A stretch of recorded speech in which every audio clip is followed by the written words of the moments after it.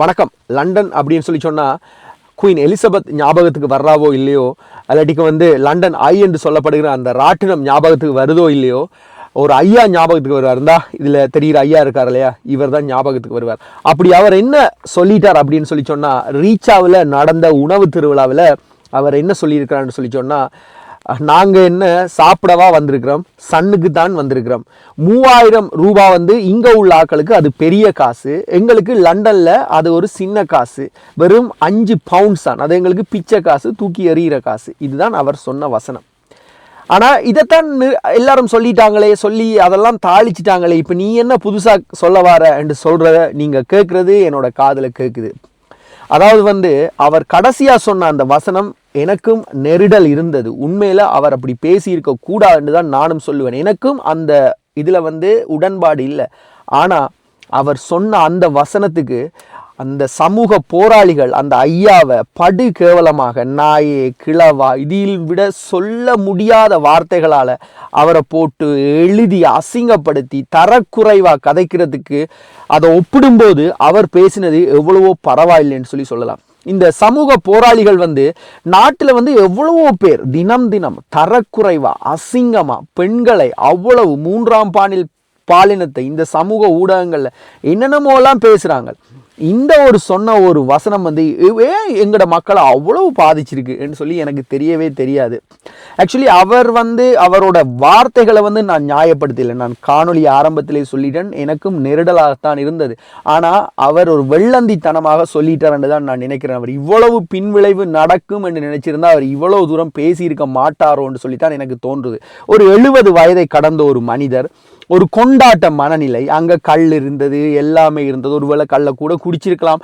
அவர் மனதில் வந்தான் from London அப்படின்னு சொல்லி, அதாவது ஒரு 70 வயதை கடந்த ஒரு முதியவர், எங்களோட வீட்டில் ஒரு தாத்தா, எங்களோட வீட்டில் கூட அந்த மாதிரி ஒருத்தர் பேசியிருந்தா அது அவ்வளோ ஒரு பாரதூரமான ஒரு விஷயமா எடுத்து அதை அவரை அசிங்கப்படுத்தி எழுதி, ஆக்சுவலி நான் கூட இதை வீடியோ போட வேணாம் ஏன்னா எல்லாரும் தாறுமாறாக கதைச்சிட்டாங்கன்னு சொல்லி பார்த்தா, ஆனால் அவரை தினம் தினம் ஆக்சுவலி மழை விட்டாலும் தூவானம் விடாதுன்ற மாதிரி அந்த அவரை போட்டு எங்களுடைய ஆக்கள் அசிங்கப்படுத்தி எழுதுறதை பார்த்தா நம்மளுக்கே ஒரு மாதிரி இருக்கு. என்னடா நாங்கள் என்ன சமூகத்தில் இருக்கோம், அவ்வளவு எங்களோட மனசுல ஆக்களை புண்படுத்தி இருக்கா அப்படின்ற மாதிரி தான் இருக்குது.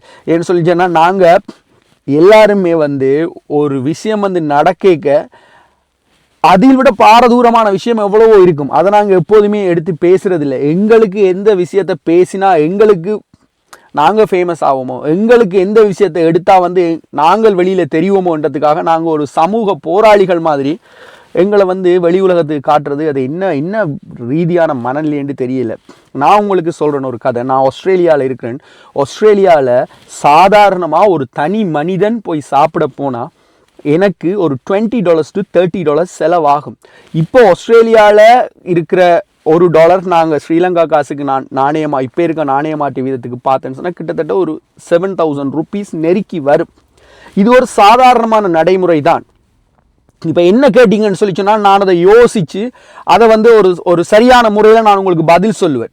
ஆனால் ஒரு 70 வயதை கடந்த ஒருத்தர் அரசியல்வாதி மாதிரி நீங்கள் நினைச்ச மாதிரி அவர் சொல்லுவார் என்று சொல்லி எதிர்பார்க்கறது என்ன மாதிரியான தரம்? உங்களோட வீட்டில் இருக்க ஒரு அப்பாவோ ஒரு தாத்தாவோ ஒரு ப்ராப்பராக அதை அவர் சொல்லுவார் என்று சொல்கிறத நீங்கள் என்ன எதிர்பார்க்குறீங்க? ஆக்சுவலி அவரோட மறுபடி நான் திரும்ப இந்த காணொலியை நான் சொல்கிறேன், அவரோட கடைசியாக சொன்ன அந்த வார்த்தைகள், இது எங்களுக்கு பிச்சை காசு, நாங்கள் தூக்கி எறிகிற காசு, இந்த வார்த்தைகள் எனக்கு உடன்பாடு இல்லை, எனக்கு அறவே உடன்பாடு இல்லை. ஆனால் அவர் சொன்ன வார்த்தையில் விட அதற்கு பின்னூட்டமாக சிலர் போடுகின்ற காணொலி, அவருக்கு எழுதுகிற வசனங்களை பார்க்கும்போது அவர் பேசியதை விட அருவருப்பாக இருக்கிறது, மிகவும் கொச்சியாக இருக்கிறது. உனக்கு ஆள் வளர்ந்த அளவுக்கு உனக்கு அறிவு வளரவில்லை கிழவா, இந்த மாதிரி இது நான் சொல்லக்கூடிய மாதிரி இருக்கு. இதில் விட என்ன சொல்றது, ஒரு வசை பாடுற மாதிரியெல்லாம் நீங்கள் செய்கிறீங்க. இது அவ்வளவு ஆரோக்கியமானதாக இல்லை. அதைத்தான் நான் இந்த காணொலியில் சுட்டி காட்டணும்னு நினச்சேன். சில பேரெல்லாம் பேருக்கெல்லாம் எனக்கு ஒரு ஆள் இந்த சேனலை சொல்ல விருப்பம் இல்லை, அவர் பேரை சொல்ல விருப்பம் இல்லை. ஆனால் அவர் ஏதோ ஐடியா கொடுக்குறேண்டமா நினச்சிக்கொண்டு உடனே ஃபோன் எடுத்து ஒரு வீடியோவை காட்டி போட்டு கதைக்கிறது ஃபுல்லாக காசிப். ஊரில் என்ன சொல்கிறது, அந்த வெத்தலையை வச்சு இடித்து சில பேர் கொசிப் கதைப்பாங்க, வயசான பாட்டியல் கிளவியல் புரணி பேசுறதில் விட கேவலமா பேசி கொண்டிருக்கிறது உட்கார்ந்துட்டு. என்னத்தையாவது ஊர்ல நடந்த புரணி பேசுறது. மக்களுக்கு வந்து ஏதாவது ஒன்று வந்து எங்களோட வாழ்க்கையில நடக்கிற விஷயம் என்டர்டெயின்மெண்ட் நாங்கள் வந்து மக்களுக்கு கொடுத்தா மக்களுக்கு இதா இருக்கும். இல்லாட்டிக்கு எஜுகேஷன் ஏதாவது கொடுத்தா மக்களுக்கு வந்து அறிவுள்ள மாதிரி இருக்கும். புரணி பேசிக்கொண்டு நாங்க பேசுறதே புரணி.